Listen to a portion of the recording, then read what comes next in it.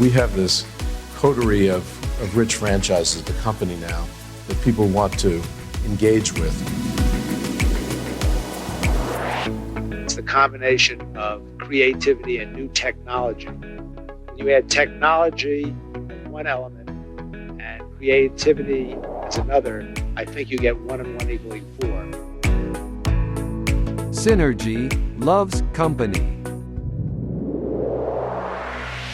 It's what they hope to do here, to really develop something that, it's just more than an entertainment enterprise. It's something that contributes in many other ways.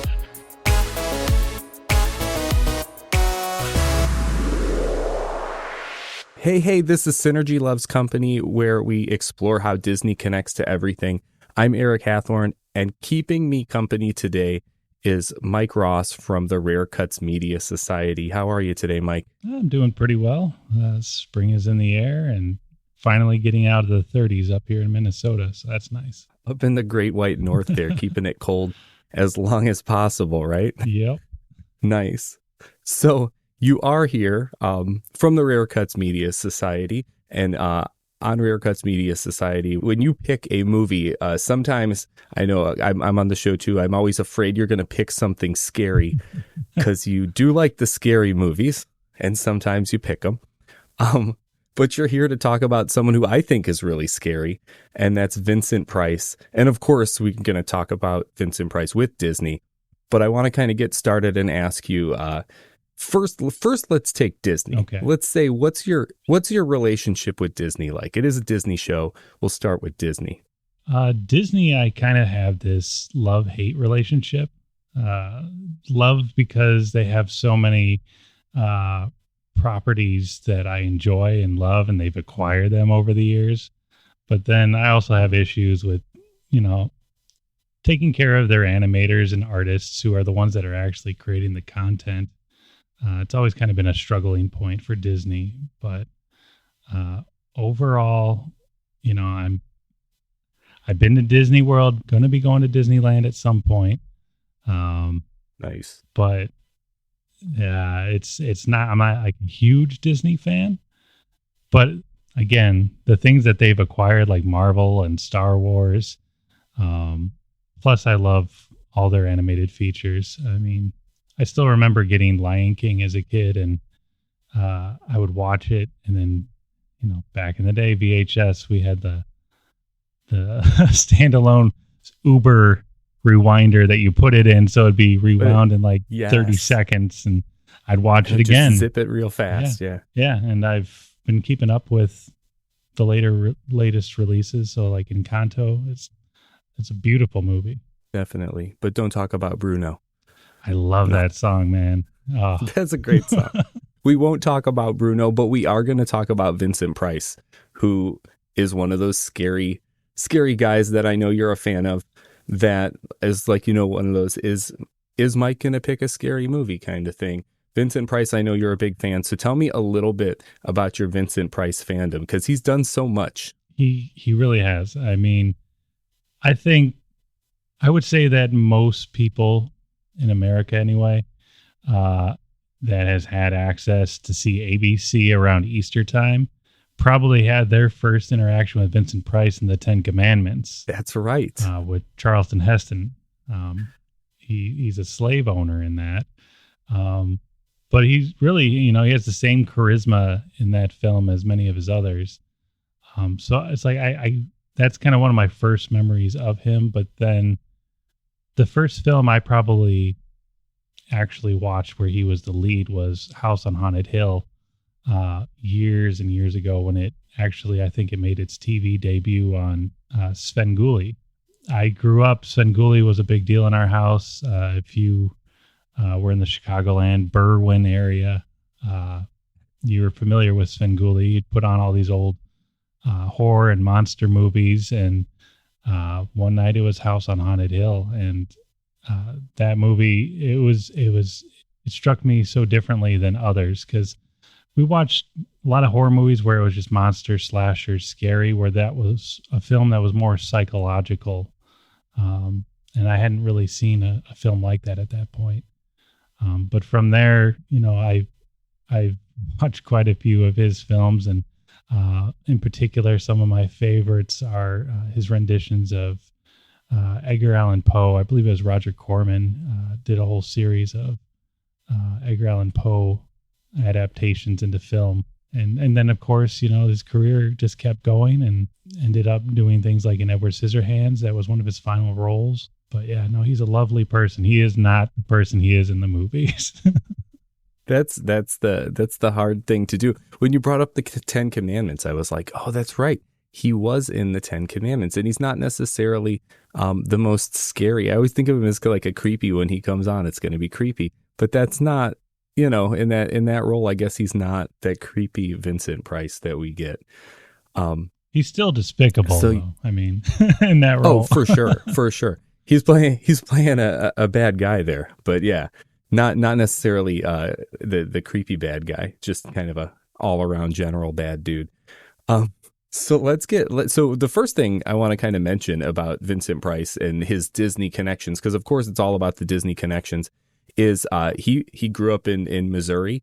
Walt Disney has some ties to Missouri. I also found where they might be very distantly related, like they're like you get so far back and a bunch of people are related, which I found to be kind of like, okay, that's kind of a stretch, but just that they kind of had that similar upbringing of the Midwest, but at the same time Vincent Price had more opportunities. His family was pretty wealthy, and Walt Disney kind of had a different experience of kind of like making his way to make his business. Vincent Price got to go to England to study, and he got into stage acting, like you were kind of talking about that film that he did with the Edgar Allan Poe stuff, which I did get a chance when you recommended it. I did get a chance to watch at least the Telltale Heart part. Vincent Price isn't known for being like a really refined, nuanced actor.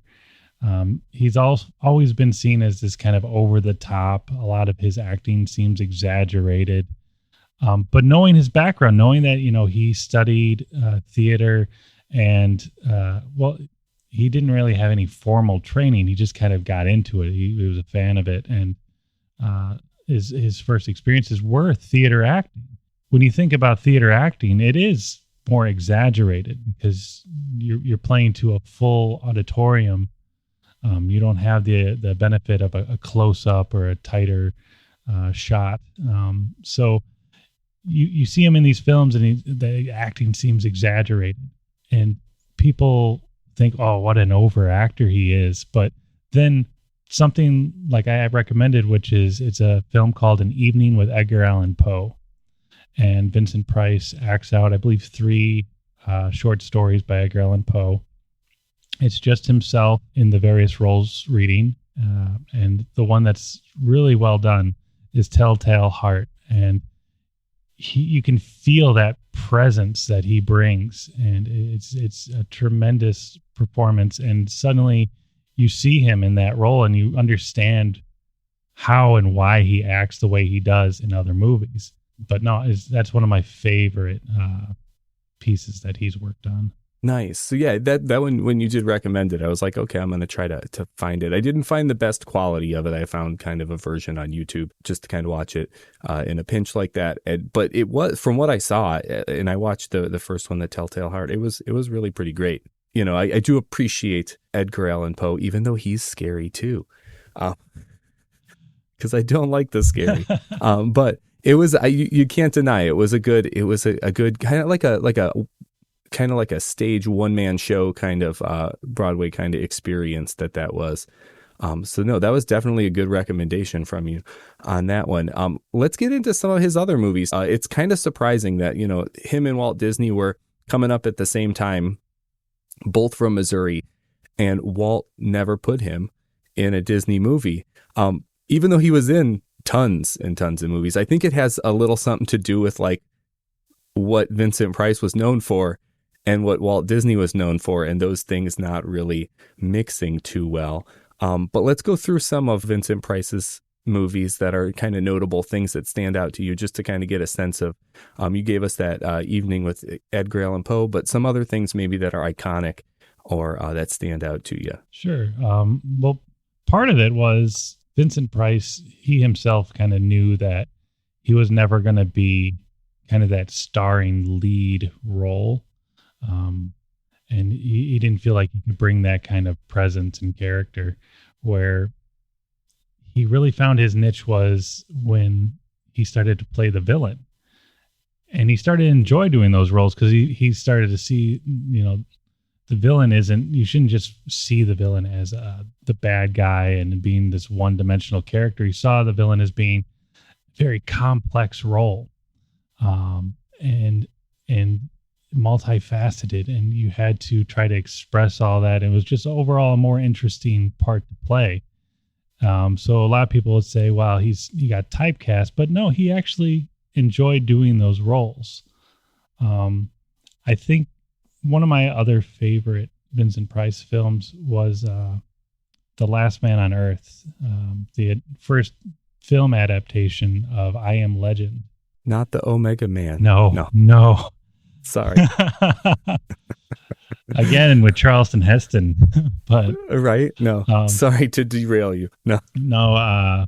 But Last Man on Earth it's the first adaptation, and I think it does a fairly good job sticking to the source material. And I do enjoy Vincent Price in the role. He is the last man on Earth, and he is kind of just doing the narration over his acting, going through and like, oh, well, I need to replace the garlic to keep these zombie vampire type creatures away. And, in that role, he's not supposed to be the bad guy. It's not till the end that we find out that he's the one that's been going around murdering all these people that were suffering from a disease. And so in kind of... Spoiler alert. No. Yeah. If you didn't see it by now. Right? It's been out a while. Yeah. And so that one, he still is kind of like a villain. But at first, you kind of side with him, and then, things get flipped on you, and then you realize, oh, we've been rooting for the bad guy. And then in House on Haunted Hill, about a wealthy millionaire who knows that his wife doesn't love him. And so in turn, he doesn't love her. And he knows that she is up to something, wants to have him murdered. And so he's made this plot to have all of these various people that maybe need money or in a bad financial situation, to kind of bring them all into one place to lure out the plot against him so that he can foil it. So it's a dark kind of psychological thriller for that time period. Gotcha. And I'm glad you brought up the talking about the House on Haunted Hill again, because I did want to mention the recent Muppet Haunted Mansion movie that was based on the Haunted Mansion ride in Disney. Is also, it borrows heavily from the House on Haunted Hill, in that Gonzo is kind of tasked with this like contest that he could kind of win this contest by staying a night in the Haunted Mansion. So they kind of pull that kind of plot point straight from House on Haunted Hill. Yeah, I still need to watch that one. I mean, I love the Muppets, so I gotta convince the kids to watch it. Like I said, that's about, like, I don't like the scary, but that Muppets Haunted Mansion is about as scary as I get. Anytime we have movie night in our household, we kind of rotate the pick each week. And anytime it comes to me, the kids are like, no scary movies. And I might say something like, well, let's watch this Muppet one. And they'll be like, it looks scary. We're not going to watch it. You could tell them I said it wasn't that scary, okay. And I like scary things. There's one scary moment that involves John Stamos. That's all I'm going to tell you. Ooh. I'll just leave it at that. All right. So then the only other really Disney connection that I can find with Vincent Price's earlier movies, we kind of got to do some hopscotch here. And he was in the original version of The Fly. Of course, there was a famous version with Jeff Goldblum. And then when Disney acquired 20th Century Fox, they actually acquired a already in production version, a remake of The Fly. But I don't know that anything's going to come of it. I think in the acquisition, it kind of fell to the wayside. But it's just to note that the rights to that movie that was under development or any future rights are currently owned by Disney to redo that one. I'm sure there's some other ones too, but that one was really close. In that film, Vincent Price is not the bad guy. It's another role where he's not even a lead. He's more of, I would say, just a supporting role, actually. I had never seen The Fly, but I'd seen the one from the 80s with Jeff Goldblum. Very creepy. I saw it as a child, and it was disturbing. But then my only other reference to it was the Simpsons episode, Treehouse of Horror, that was based on The Fly, where, Bart is abusing the transporter and crosses DNA with a fly. And there's a scene in that episode where Bart is like in a spider web, and he's just like, don't eat me. And the spider's coming, and then he just flies away because he's only pretending to be caught. But that's how the actual 1958 version of The Fly ends. We find that, again, spoiler alert. Spoilers, sheesh. No, personally, I'm not going to watch these movies because they're scary, but. But so it ends with we discover that the professor who crossed himself into a fly, he has the body of a fly and a human head, and he's caught in a spider web, and you just hear his very tiny voice in this really creepy looking close up, and he's saying that, help me, don't eat me. Yeah, so now that reference, it makes sense. From The Simpsons, seeing the old fly, because the Simpsons episode did take a lot from that Jeff Goldblum fly, which I have unfortunately seen. These scary movies. Like, I always figured it was all mostly in reference to that one because that was my frame of reference. But it's good to know that The Simpsons went back to that original source material. Yeah, and Vincent Price, he continued, and he's one of those actors where you look at their bill of credits and you just see that it's just this long, lengthy list, just taking on anything and everything that came their way. He was a busy guy. And he did a lot of monster film roles, a lot of kind of garbage B flicks that aren't very good. But he did the work. And I think one of my more, I would say, beloved, newer Vincent Price films was, I think it actually released in the late 70s, called Theater of Blood. That sounds like one of his, right? Yeah. And the whole premise of that film is there is a stage actor who is kind of well past his prime, and the critics are reviewing his take on some Shakespeare play, and they just pan him, and they don't care about him anymore. They're done with him, so they write him horrible reviews, and he fakes killing himself and then reemerges, and he acts out a number of Shakespearean plays. He takes on different roles of different Shakespeare characters and murders the critics in Shakespearean fashion. So okay, it's a very over the top film, but I enjoy that one. All right, that's going to be one of those on the list that I'll take your word for it for right now. So yeah, he was in so much. Like, I couldn't believe it when I was doing some research. I know you were talking to me too about looking through his IMDb, and you just see so many movies. And I was shocked at the number of movies he did, and that he hadn't really, for a long time done, that much work. He hadn't done really any work for a very long stretch with Disney. Which is why we haven't talked too much Disney and Vincent Price yet. And we still have to get through like the 70s, where he still hasn't worked with Disney. So let's stop in the 70s really quick. And what I kind of, when I was looking at his credits at this point, I kind of saw that 70s as like, okay, everyone pretty much knows Vincent Price at this point. And he was doing the game show circuit and the variety show circuit because he was that perfect B-list celebrity. Everyone knew him, but he probably didn't cost that much because he wasn't the hottest thing in Hollywood. Kind of like with ABC's got all those game shows on right now, and you get, kind of people who were famous a couple years ago, or maybe just kind of lesser known comedians and things like that showing up on them. He's like the perfect person for that. So of course he shows up on one of the greatest variety shows of all time, which wasn't Disney at the time, but is Disney now. And that is The Muppet Show. Vincent Price on The Muppet Show, which we kind of already referenced the Muppets earlier with Muppets Haunted Mansion, but Vincent Price on The Muppet Show actually worked really well, I thought. Mm-hmm.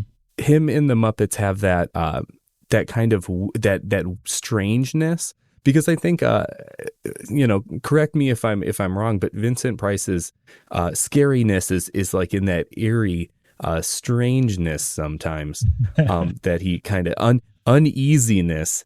And I think the Muppets play pretty well with that. And when he's on the Muppet Show, he is fully committing. I mean, sometimes you'll get an actor on there that you can tell that it wasn't really their idea, and they're not having the same amount of fun. Like you see Vincent Price acting, he's having a great time. He's enjoying himself.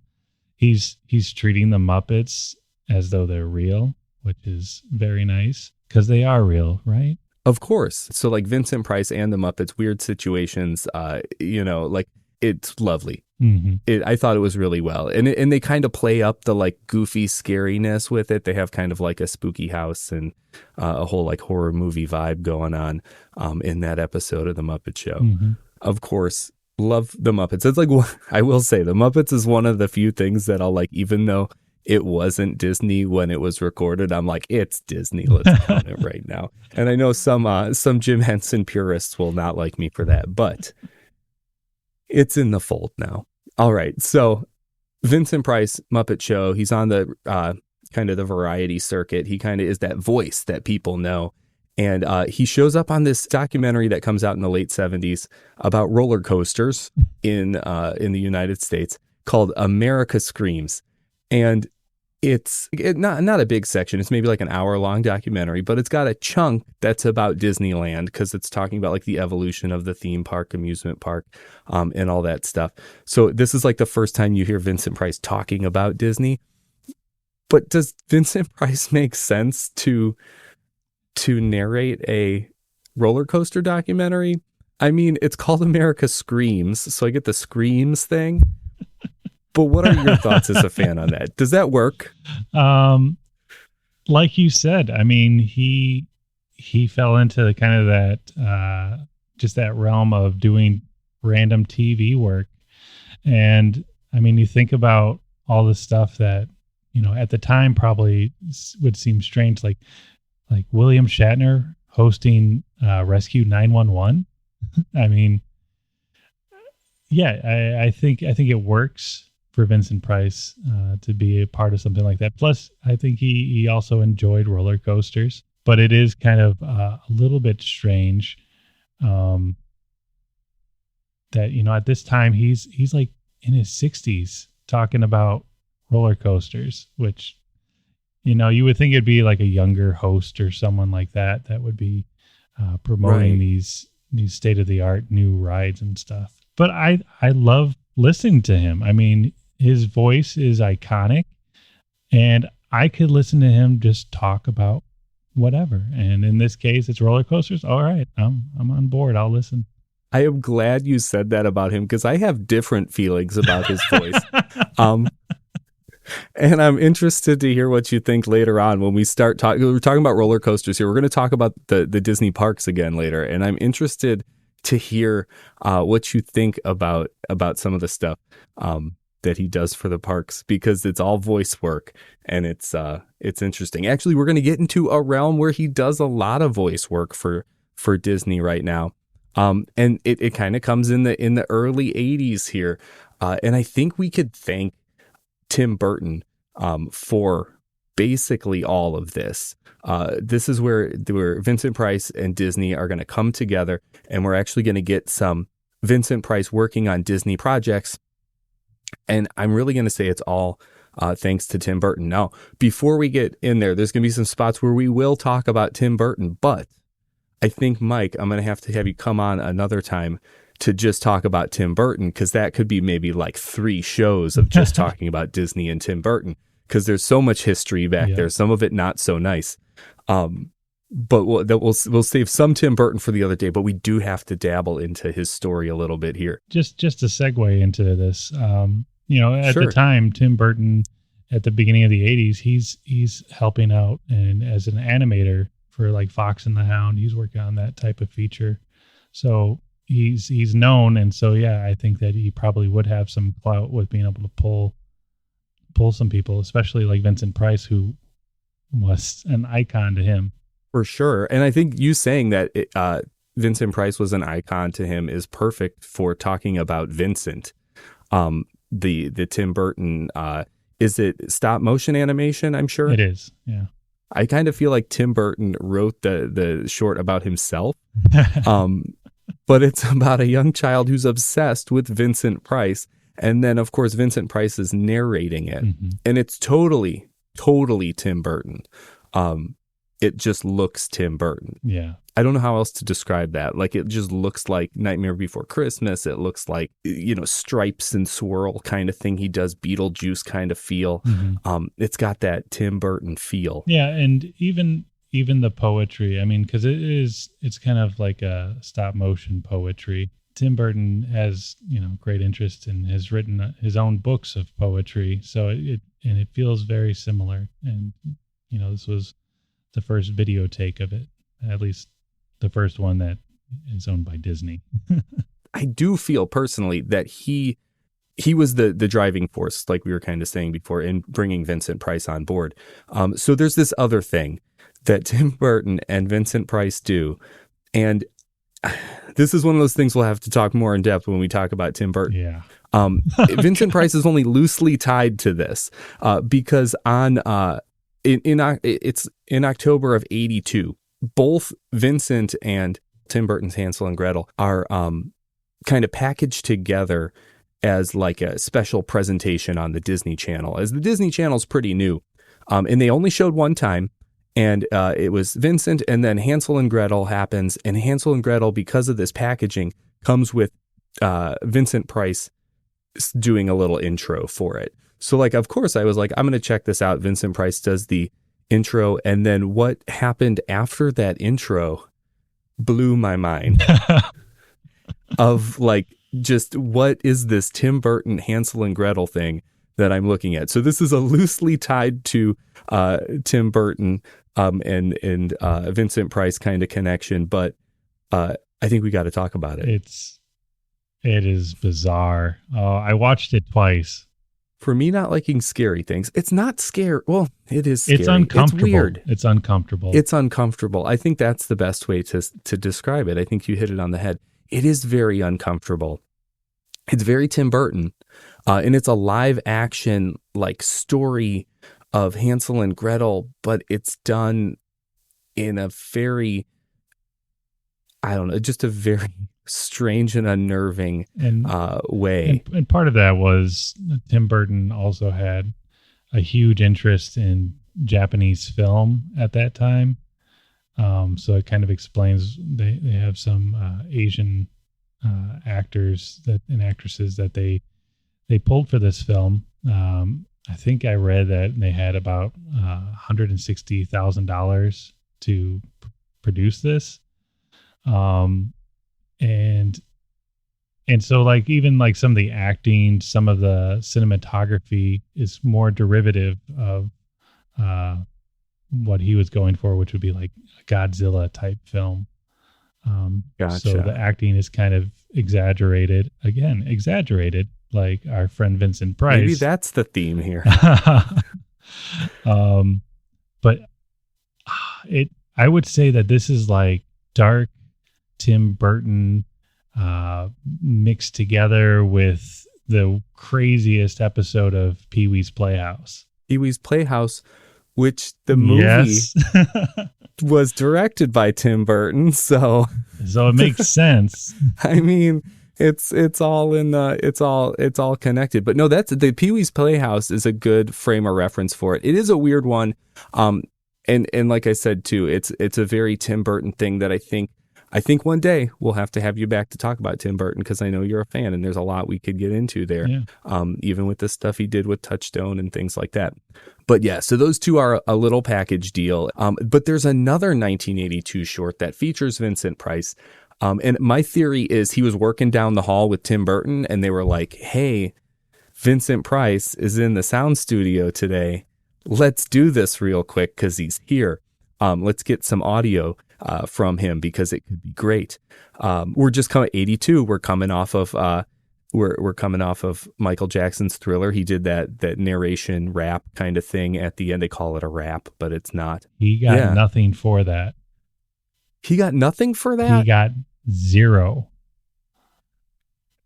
Quincy Jones and Michael Jackson, for real? And they gave him nothing? He got nothing, and he was always kind of bitter about that. That it Really? became I did not know that. because he thought he was helping out a young artist, And then the biggest album of all time comes out. And then Vincent Price was like, nothing? Okay.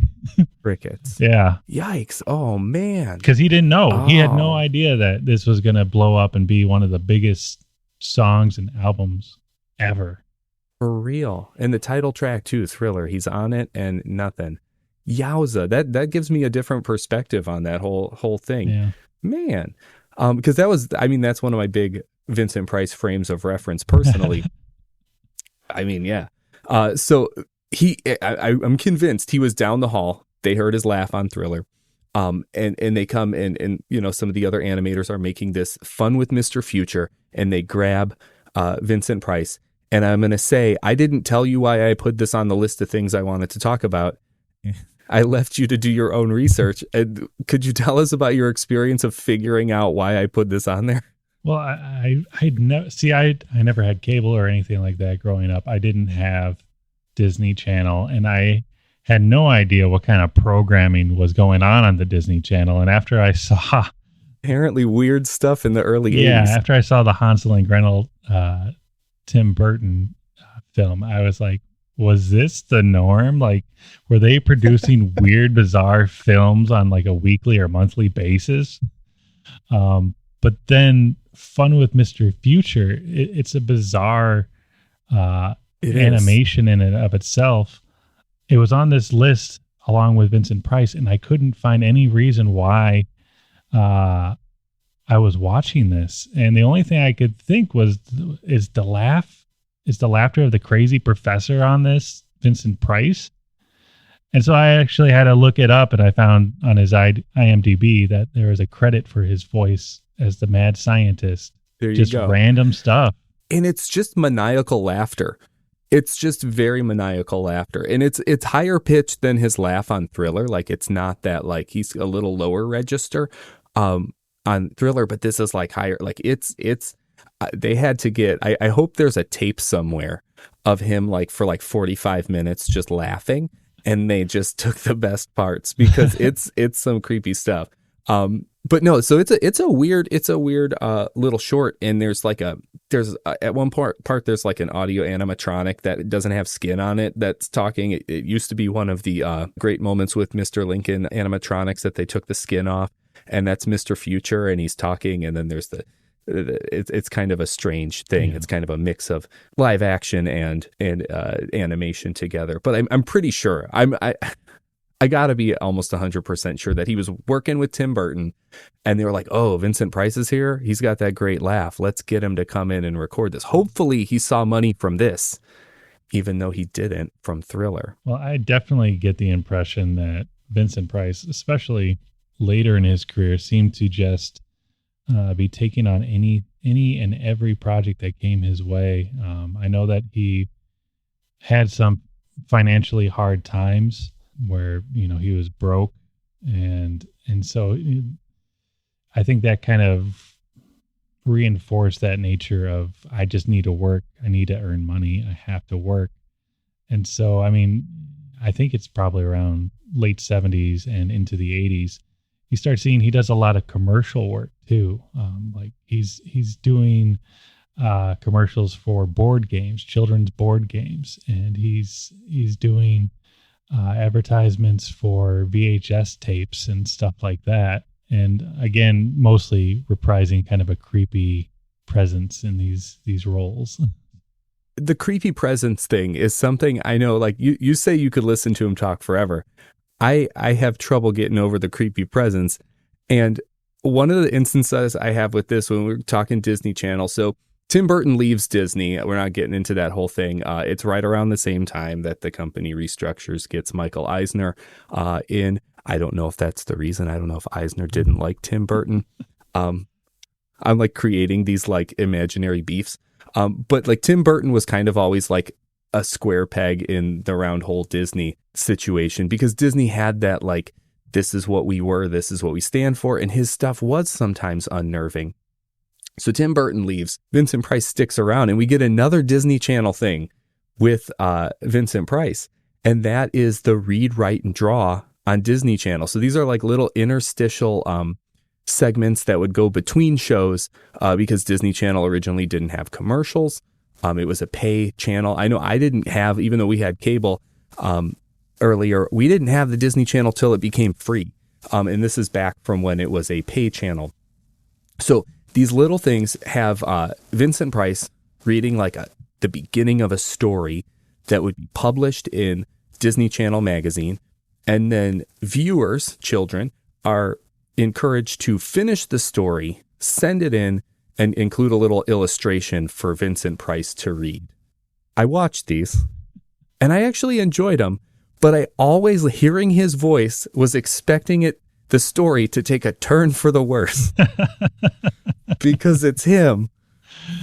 And I thought it was going to be like, and then something terrible happens because Vincent Price is reading it. But so there's a couple of them I was able to find on YouTube and watch. Did you get a chance to watch any of that? I did. I really, I enjoyed it. And it reminds me of, kind of like a precursor to some shows that came to like PBS. Yes. I think this was probably in the early 2000s. It was, I believe it's called Green Screen Adventures. And kids would write in their stories and they would act it out in front of a green screen. So it kind of had that vibe, and I love it. I mean, definitely with Read, Write, Draw with Vincent Price, because he loves art, he loves stories, and it made sense for him to be on that show. And he has the charisma and friendliness, and he didn't really like scary movies. I mean, that's the irony here. You could agree with him there. No. but I mean, he at this point of his career, he does come off as just kind of like a kindly older man. He reads the stories, he looks at the pictures, he makes friendly comments, and I could watch more of it. So yeah, it did have a nice vibe and a feel. He's like in a well lit room, like just kind of reading these things to the camera. It's not like he's dressed like a vampire or anything like that. I did like it. I will say though, that voice of his, which we're gonna still talk more about, his voice, of course, does it in my brain. I always lead towards, and I think that's because when I was talking about Thriller, that's kind of one of my frames of reference. And I always, like, as a kid hearing that song, I thought it was scary. I really thought it was scary, especially when he talked. So I think I have that. I have that feeling when it comes to his voice. But no, I did enjoy. I really wish we could do something more like this on TV somewhere. I'm sure that as I'm saying this, though, I'm sure there's a YouTube channel somewhere where someone is reading half of a story. Well, there's a lot of podcasts do it. I will plug one. Nice. That yeah, go for it. I think they do a great job. My kids love it. It's Story Pirates. You can find them. I've heard of Story Pirates. You can find them on Spotify and pretty much any other streaming platform.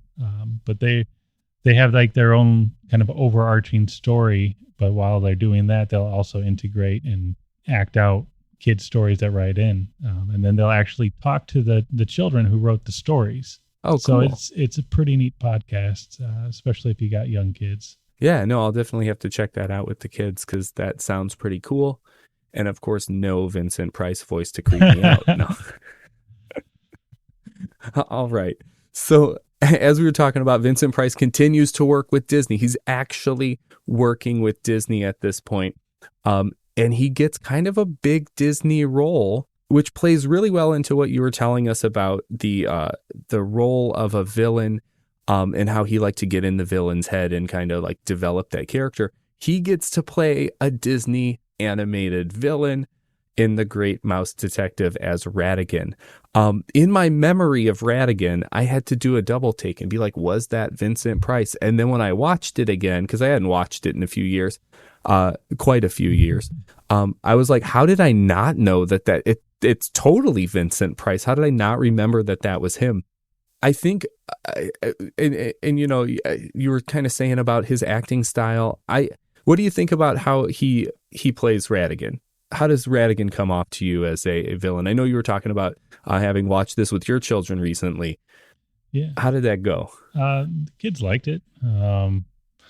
Ratigan, I mean, the acting that Vincent Price brings via voice is the same as him on screen. I mean, it's him 100%. Like Ratigan is Vincent Price, and I feel like the mannerisms, the acting, the voice, it just feels like him.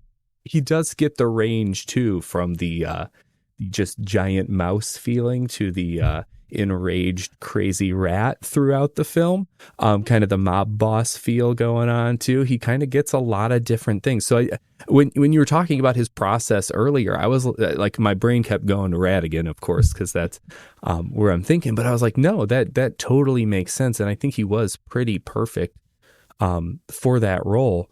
Of course, that movie doesn't get the most love all the time. It's kind of at the end of kind of Disney's dark period of movies, and kind of when it's transitioning into the big movies that are going to come in the late 80s and early 90s. So it's kind of one of those little sleeper transitional films. But I'm definitely a fan. Had the VHS of that one that I would watch back in the day. But no, I appreciated his role. And I think I mean, I guess until he turns into a crazy rat at the end. But I think I was less creeped out by Ratigan than some of his other voice work I've heard in the past. I don't know why. That's just what I got for that. Well, maybe it has more to do with he's not such a slow, creepy, methodical, ominous voice. He's more animated. He does play it differently. True. Right? In more ways than one. No. All right. So he keeps doing voice work with Disney. We got The Great Mouse Detective. He's got Ratigan. He's got a lot of range in that one. And he does, now this is for the parks fans, Disney parks fans, of course. He does some work with the Disney parks. So the one of the first things he does for the Sorcery in the Sky fireworks at Disney's MGM Studios, which is now called Hollywood Studios in Florida. And he basically gets to announce the fireworks are starting. He gets to do the kind of tour through the fireworks, which is like a tour through the history of film, ending with a big Fantasia finale. I go back and forth. This is where I want to get your opinions on these next two voice things, because I go back and forth on this. I feel like because he has that the Vincent Price voice, he doesn't have, I don't know. He doesn't grab me as a loudspeaker announcer. No, I agree. I mean, this is where we kind of get into the realm of, is he just doing random stuff?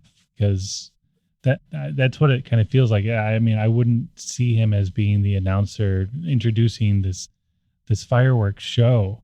And it's not a commanding or booming voice. It's just him and his kind of light talk and kind of more of a banter tonally. And it's not what I would expect usually. It's atypical for a fireworks display. Right. And I mean, I guess you think it would be, usually Disney has a good loud, booming voice, one that's going to carry through a crowd and kind of cut through. The only thing I can think of, and I thought of this as I was like listening and like trying to hear his voice in this place, is and this actually, you might have convinced me more on it earlier when you were talking about Vincent Price than right now, because the only thing I can see as him being a good pick for this is he was in so much of the history of film. Yeah.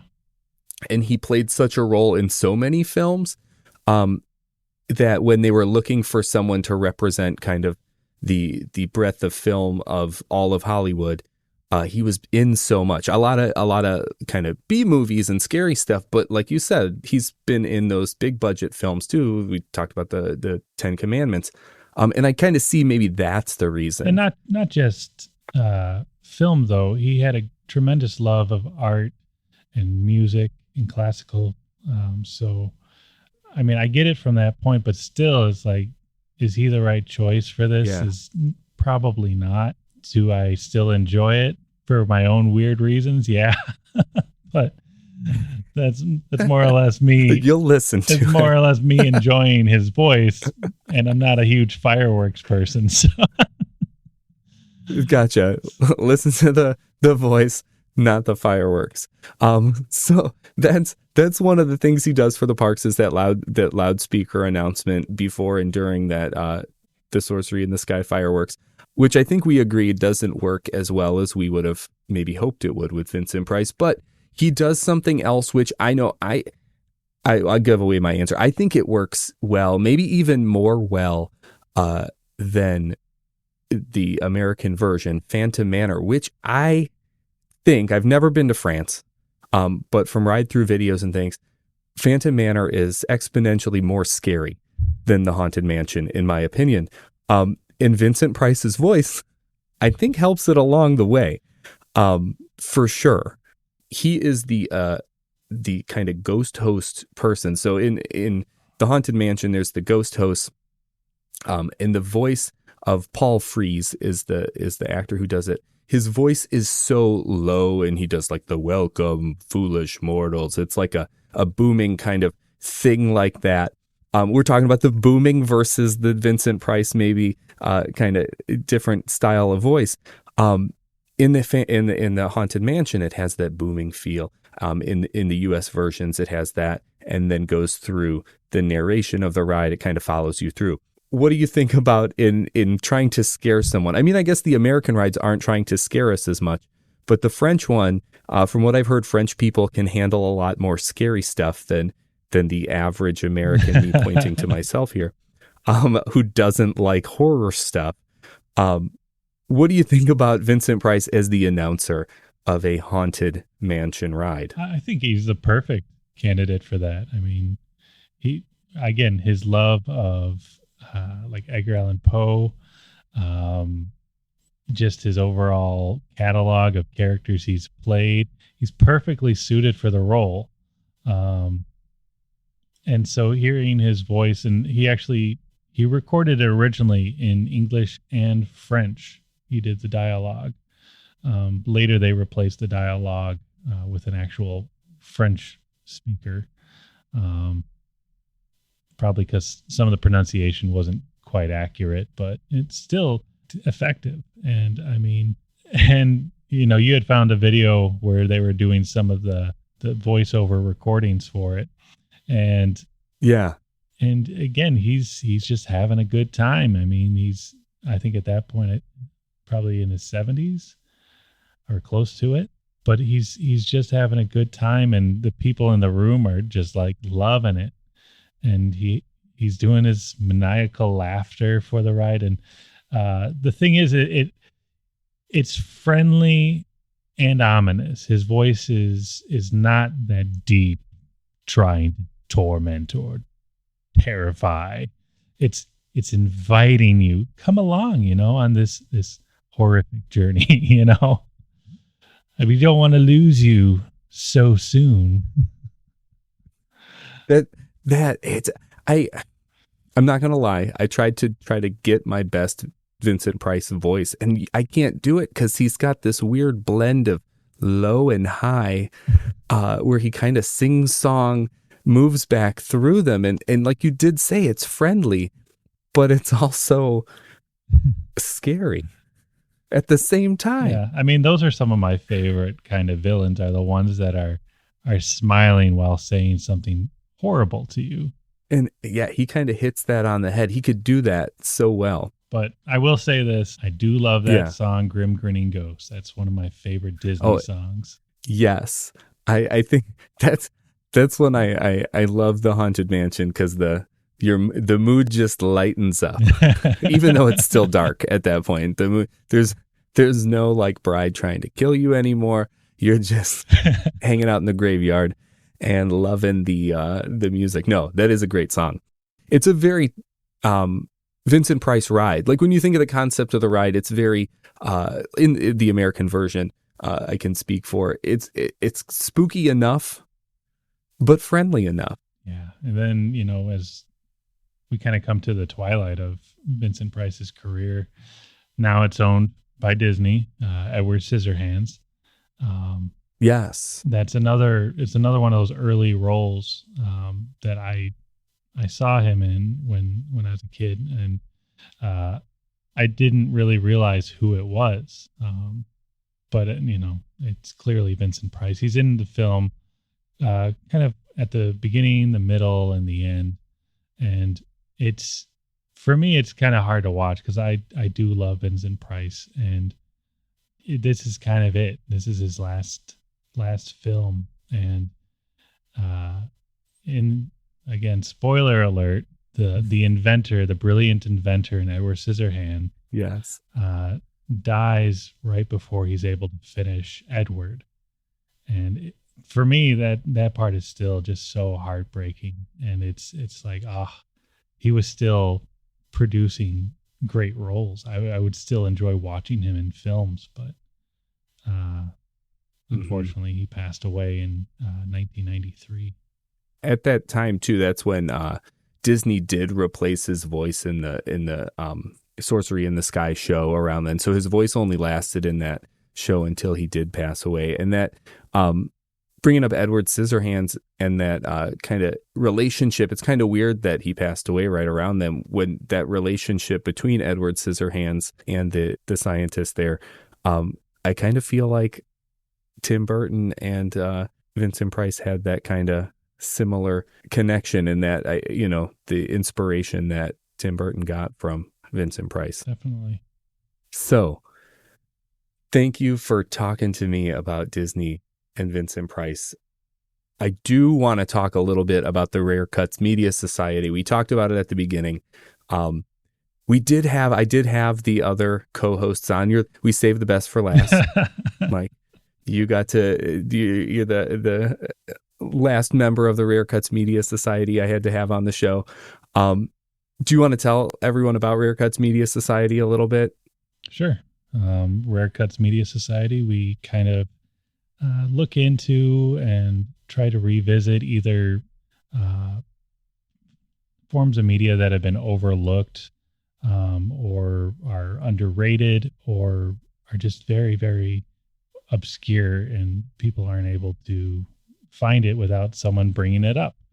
And we kind of dig into the makings of, because even if you find something, and we'll discuss some films, books, music, and at times you bring up something that is quite terrible, really. But then you find out the backstory. You learn a little bit about the history, the making of, and that story is probably more interesting than the final piece of media that was created. So that's kind of what we do. We've done a few things like Mazes and Monsters, which is Tom Hanks's first made-for-TV role. I highly recommend it if you're looking for a good time and are also a fan of Dungeons and Dragons.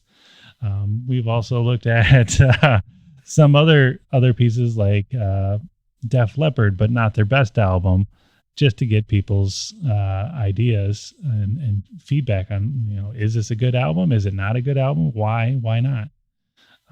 So yeah, that's the kind of things that we kind of go through and discuss. Nice. Yes, no. So definitely we'll have everyone go find Rare Cuts Media Society. As I will say, full disclosure, I'm part of it too.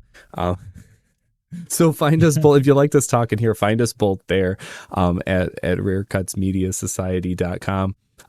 Mike, you got anything else you need to plug or talk about, or anything else you want to mention?